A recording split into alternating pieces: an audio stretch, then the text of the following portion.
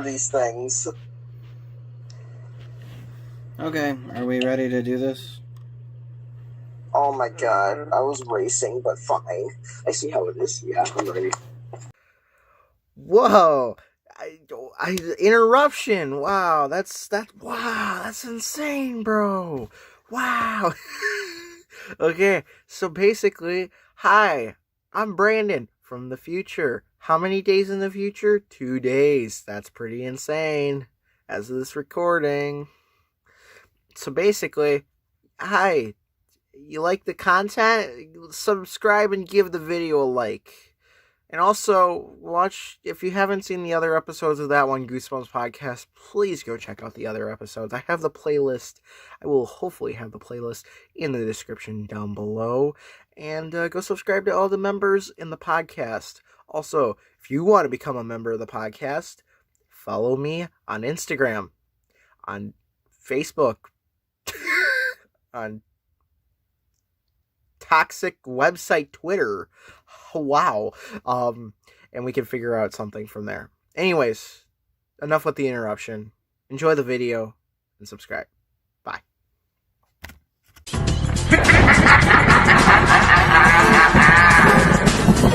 Guys, another quick announcement. So basically, this entire episode is just basically reviewer beware and Goosebumps completionists being simps. So, yeah, just expect a lot of simping. Yeah. Alright, welcome Welcome to Spoosebumps. Alright, welcome to That One Goosebumps podcast. So tonight we have Josh Irby, or Reviewer Beware. I am the dead. Josh Reviews Incorporated, the Very Tired, Bumps in the Night, and Goosebumps Completionist. And your host, the kid that wears an animated or a Japanese Star Wars shirt. I'm cool. Wait, Josh is hosting this episode? Otaku Box? Yeah, so everything Japanime falls under the reference of hot dog fingers. Since I've never introduced the book, we are doing Goosebumps number 60. Werewolf skin. Werewolf foreskin of favorite clump. AKA really good book. Persona 5. The Jewish werewolf Persona stalks 5. at midnight. I said fur. Oh, you. Persona 5. Alright, so. Don't insult me, prick. This was what? This was Irby's pick, or was this Wasaki's pick? Oh, look, I got him. He did No, the it big count. was completionist. Okay. Goosebumps completionist. BT Dubs, got your package today. Got to edit the video. I'm just behind. So thank you, senor. All good. Alright, tell us a bit about the book. Completionist, go ahead, because it's your book. Okay, so a kid named Alex goes to visit his aunt and uncle in Wolf Creek, this creepy town, kind of like your typical R.L. Stine werewolf setting in the middle of the woods. And he doesn't get a break from school at all during this break. He has to go to school. And he learns something kind of creepy about Wolf Creek. This is around Halloween. You know, he's thinking about going as a werewolf, but he second guesses that idea once his uncle and aunt start acting weird. As the story goes along, you'll find out that there's some creepy stuff going on with these quote-unquote costumes that are being werewolf skins, and it's psychedelic, Rita. I don't want to spoil anything for you guys, but It's really Also, good. this kid is it's really good. This kid is also a photographer. Real camera. And uncle are also photographers too, if I remember correctly. And unlike Greg, I do not feel like killing him. Yeah. To live. That's a story He for gets another. the pass tonight. It's a typical 90s plot where he's reading a magazine and sees the content in a magazine. It's a throwback to the time period. Yeah, Very nostalgic. very They 90s. don't write shit like this anymore. R.L. Even though Stein's it's 2000s. I can't find my werewolf skin. I tried. books in the original 62. Then what do you call this? Oh my god, that's the Werewolf with Twisted Tree Lodge. Oh my god. To say this is a top-notch book. This is a top-notch Goosebumps book. You know what's really good? We Arlstein used Werewolf Fever Swamp to use the swamp as the atmosphere. This one went a little different direction. It expanded upon the werewolf lore.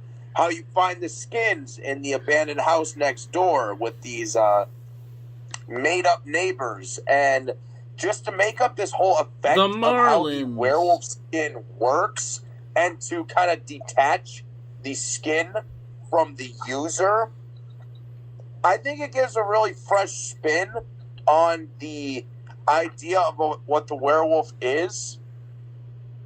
This one was intense too. The intensity of this one was higher than your average Goosebumps book. Like, I'm a fan. It was a great lead up to. This book, One of my favorites. I'm a fan. This book is its own level. I'm gonna say this now. This book is the zenith of OG 62. Yeah. There are some books that I would say that are quote unquote perfect, like 10 out of 10 books. But most of those books have a little drawback of something that I would wish differently or wish there was more of something. This book, I could literally find no flaws in it.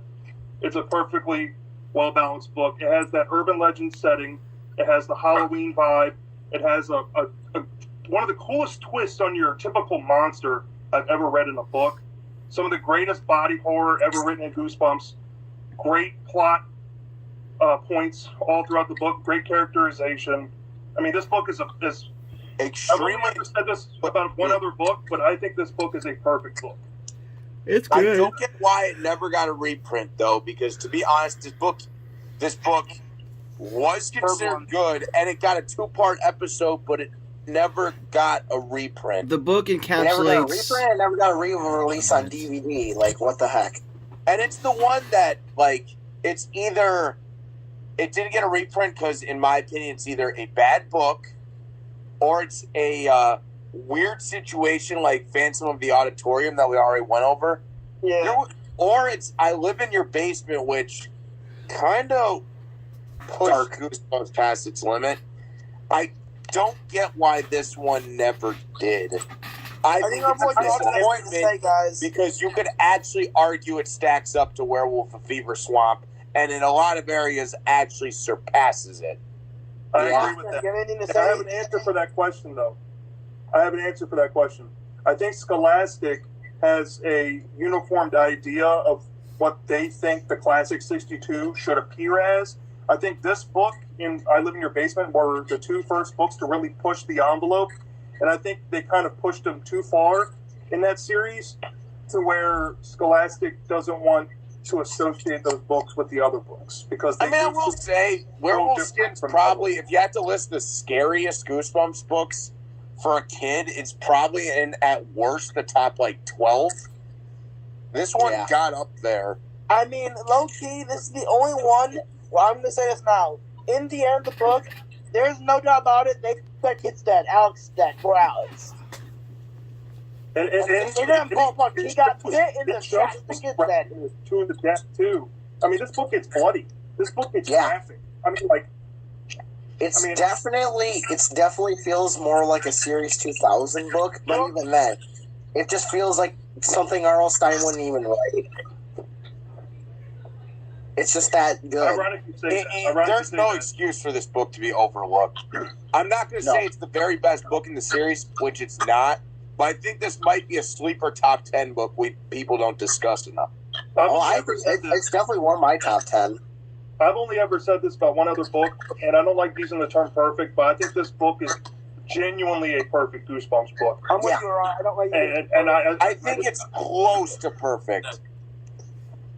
There is an area where I think it's not quite perfect.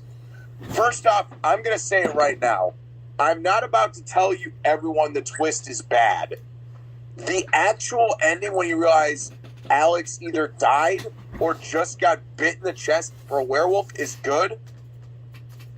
The semantics of how we got there leaves a plot hole that cannot be ignored.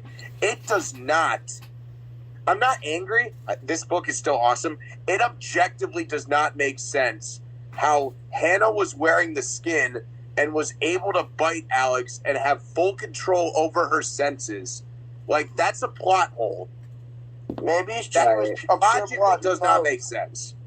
Like, that is the twist is great, but Arlstein, that is a mistake. Maybe she's gonna be like a full-on werewolf, but not wearing a skin of a werewolf. I mean, that's kind of a hard, nitpicky plot hole to catch, but it is there. Yeah. Charles, did you got something to say, buddy? Oh no, you guys just keep jerking it off. I'm gonna sit here and keep drinking until I feel like it's drinking Goosebumps at this point. Fuck it. I had something to say like 10 minutes ago, but I can't remember because fuck it. That being said, it doesn't. That being said, where some of these like plot holes or logical concerns I have ruined the twist. This twist was so good and hit so hard that it absolutely makes up for it. I mean, when I was like, what, 10?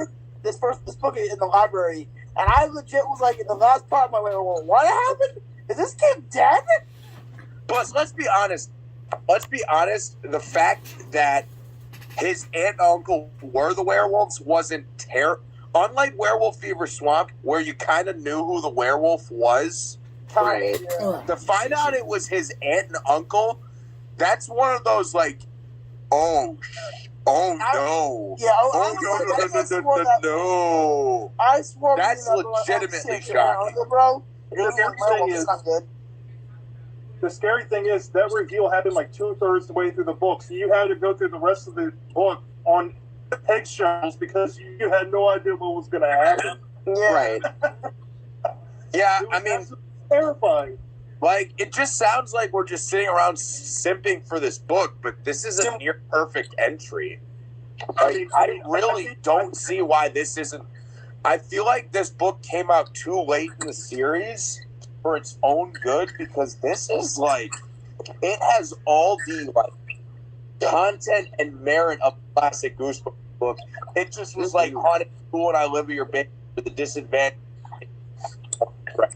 To be honest, like every book from book 59 to like 61 are bangers. I'm gonna say it's a Since better Charlie's book out, than I'm going to try to take control quick. It is a better. I agree, Irby. I think this book is Werewolf Fever Swamp is a great book. Yes. I mean, I gave it a 9.5 when we reviewed it, but I'm probably going to give this one a perfect 10. This book is a step beyond Werewolf Fever Swamp. But Kevin, I can talk It's about taking an urban legend element and adding originality to it, and it's something that I've never seen done with a werewolf monster ever. And it's so unique, and it's so well written, and it's just so out there and graphic and memorable. And it stays one of with the you. better protagonists in the original 62. Okay, One of the better, from the original 62. we should get the ratings by this time. like the dude's kind of a badass. He just shows up with a camera, knows he's probably about to get absolutely eaten by a bunch of werewolves. Eventually, he finds out it's his aunt, uncle, and still keeps going. Like, this kid is crazy. Mm-hmm. So, Brandon, it's your show. You give us your rating first. All right, so I'm gonna be honest here. I'm gonna give it. I feel like if I don't give it a good score, I'm gonna hate myself. God, this is hard because I want to pick a 9, but I also want to pick 10, and I don't know what you want to do. Fine, 9.5. So I'm happy in between. I'm going to be there because I'm docking 0.5 for the logical issue I pointed with the twist. Because unless someone has a good counter to that still doesn't make any sense. But 9.5 is what I'm giving Werewolf Skin. This is a great book. This is a classic Goosebumps book that had the misfortune of being released late in this. It's really that good. All right, Okay. so Goosebumps completionist. What you giving your score? I think it's obvious. I'm going to give it a perfect 10. I feel like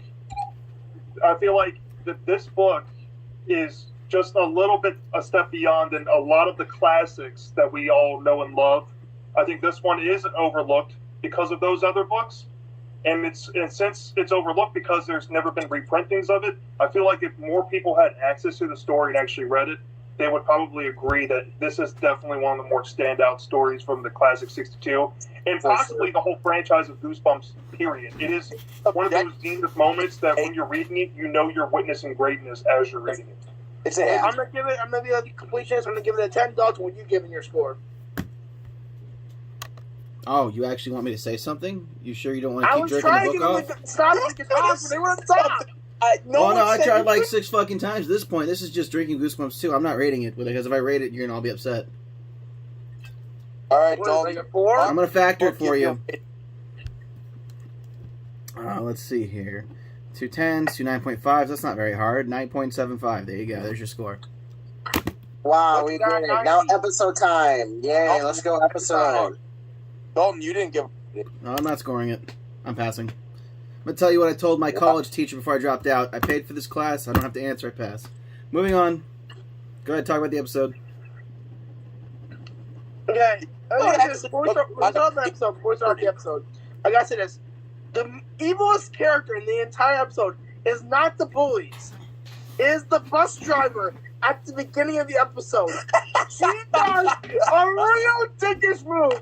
You're living on a slumber on at night, and you tell them a scary story, and they're like, "Oh, don't worry, kid. The sun will be out soon. Eventually, have a nice fucking night." Wow. Honestly, that's a dick bus fucking driver move. should have werewolf. The fucking bus driver is the same woman from Deep Trouble. Yeah. Yeah, no, I noticed that. I was like, really? I wanted, like, for some reason, I wanted to think about being one of the counties for the werewolves. Like, I wanted the Ann killer. Yeah, that was a pretty piece of crap bus driver. And honestly, if I already said that Alex was okay, Alex I said was great in the book. That kid was absolutely fantastic in the episode. Oh my lord! Alex, I love Alex. Because you know badass what? kid was just Alex talking was the fast. greatest- All right. Hold on. You're all simps. All of you are simps now. Fuck you. Yep, stupid simp. Shut up. Gotta have them for Monster Part 2. The only, except, why did they have that kid shriek like that in that one scene? Also, the werewolf costume was pretty spot on. Yo, I'm gonna say this now. I never laughed my ass harder than the explosion in Part 2. Oh, That was- dude. That was the best. Like, that was fucking for that episode must have been hot. It's like they're having a scene and they're just You guys shaking notice around, that and then all of a sudden, What do you guys think of the fact that they actually gave the skins almost a life of their own, and they're trying to fight back with Alex? He's I trying love to hit that him with scene. That was a great double. scene. You know what? You know my favorite scene though is? I'm not even gonna lie.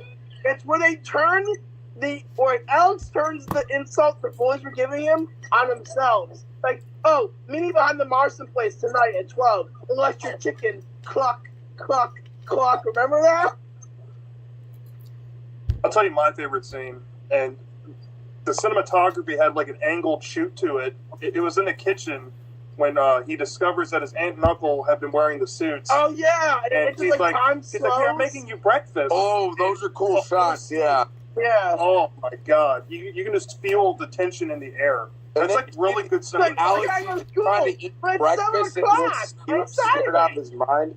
I will say though, this episode was one of the victims of the dumbing down of Yeah.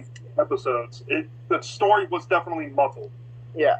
I will Yeah. say. And I don't think it's a necessarily good or bad thing. I just think that it's a product of the TVY7 era, and we could have gotten a way better episode than what we got if they were allowed to get away with more. Yeah. And There was still a great kind of episode. a letdown in the episode. It was still Okay.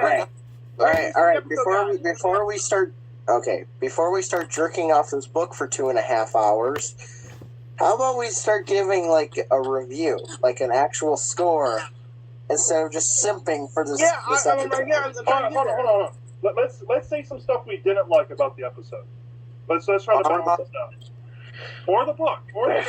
The book. I already said my piece about the book. That plot hole in the Do you have twist anything negative to say? stands epic. The episode for me, the only thing I would say the plot hole for me, or like the story wise, I just didn't like the ending. I mean, so Hannah, you're not gonna do nothing to him. So I'm fine with that. My problem was the explosion. That was kind of ridiculous. Like, it was cool, but it was really dumb. It's the same explosion effect that the cry of the cat. Yeah, it does the same thing. Yeah. It makes you laugh and cringe. yeah, Man, he just doesn't care. Bumps of the Night just does not care. I mean, the book is better, but the episode is still pretty impressive. I'm going to give it a 9. I'll give it a 9. I'll give it a 9. You know, I'm going to give it a 9 as well. I mean, it sounds like we had mostly positive things to say, but this is one of those books that I'm actually upset that there's so many people who have never heard of within the Goosebumps series. Like, this one is criminally overlooked. And the thing is that we jerk it off too much. Do you have any? Anyways, Bumps of the Night, what are you going to give us for the episode? Wow, it's really fucking hard to score it. You all put 9. The answer's 9. Wow. Hey, the That's mathematician got a break today, but I don't know. I mean, okay, I'm just going to be blunt. The fact that Haunted School, Werewolf Skin, I Live in Your Basement was a stretch makes me hate that he ended with Monster Blood 4 more and more. Yeah. Those 3 books stacked up with classics in terms of quality, and he should have ended with those 3. Those 3 are bona fide great Goosebumps books. All 3 of them. Yeah. All right. So now that we're done with that, channel announcements. Irby, go. I'm trying to move out and move to a new place, and that's kind of taking up my priority right now. But once I get that situated, you're going to see more from me. Very cool. Wasaki. Streams coming tomorrow. Hentai. Video. Hentai. Shut up. Hentai. All the time. 24/7. 365. Brandon will be getting his hentai review soon. Chill, Brandon. I can't wait until April 1st. I really can't. And I'll be bringing in manga reviews pretty soon too. Okay. Goosebumps Completionist. Still doing my thing. Still doing reviews. I got another Eras of Goosebumps video I plan on doing. Very cool. Also, just taking some time trying to get some like more mature horror books reading on the side outside of the channel. Cool. But you know, just still doing the same old stuff on my channel. So. All right. Bumps of the Night. 5 different videos, more or less. Yeah, they're coming. Oh, okay. And I have not a big announcement, but to review because basically I'm almost finished with the game. I literally have like an hour left to do, and literally I'm probably gonna beat the game tonight. Yay! Review, and it's actually gonna come out. Wow! I actually have a microphone so I can record my audio so I don't sound like I'm in a hallway like 600 feet away from you.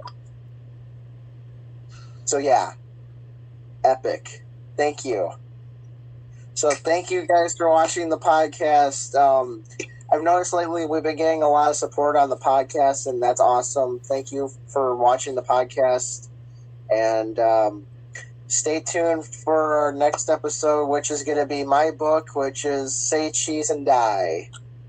So stay tuned for that. So thanks for watching. Have a great day or night or whatever time it is for you. And I don't know, eat some cheese curds, please. Thank you. Goodbye. Leave.